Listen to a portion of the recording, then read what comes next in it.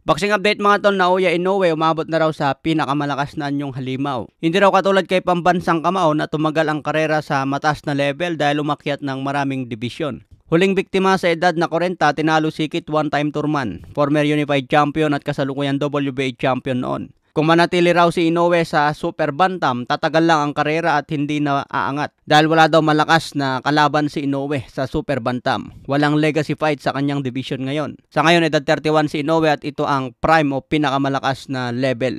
Wag na raw sayangin ang kalakasan laban sa mahina. Dapat kay Inoue umakyat ang division at maghanap ng katapat. Kung kakayanin daw ni Inoue umakyat hanggang lightweight division, dito siya mas makagawa ng legacy. Mas matindi ang makakalaban sa lightweight, pwedeng ipagmalaki. Kahit si Tank Davis at Stevenson lang ang talunin, malaking legacy na yan kay Inoue. Mga 4 years pa ang kalakasan ni Inoue hanggang edad 34. Pagtungtong na ang 35, makikitaan na rin ng panghina. Kung ikukumpara si Inoue kay pambansang kamao Manny Pacquiao noong edad 31, malayo na ang narating. Noong edad 29 si Pacman umakyat sa welterweight at nilabanan agad si Oscar De La Hoya. Marami ang nagsasabi noon na mawasak lang si Pacquiao. Sobrang underdog pero baliktad ang nangyari. Pinagretiro pala si Oscar De La Hoya. Sa edad na 30, tinalo na ni Pacman ang kasalukuyang champion noon na si Miguel Cotto. Underdog din si Pacman noon pero winasak lang si Miguel Cotto. Ito ang tunay na monster, galing sa flyweight division at umakyat hanggang welterweight. Hindi lang yan mga tol dahil sa edad na 31 ni Pacman, nilabanan niya agad si Antonio Margarito para sa pang-8 division. Kaya sa edad na 31, naging 8 division champion si Pacman. Nilabanan ang mga legendary at Hall of Fame champion sa ngayon. Samantala si Inoue sa edad na 31, naging undisputed champion sa 2 division. Pero tignan naman natin ang mga tinalo. Naging undisputed si Inoue sa bantamweight dahil tinalo niya si Paul Butler na mahinang nilalang.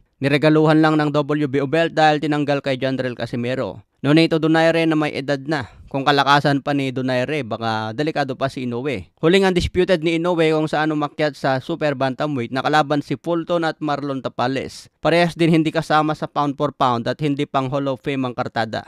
Ibig sabihin mga tol, nasa kalakasan si Inoue pero walang katapat. Naging undisputed champion laban sa mas mahina sa kanya. Kaya abangan natin ang pagyat ni Inoue kung saan makagawa ng mas matinding legacy.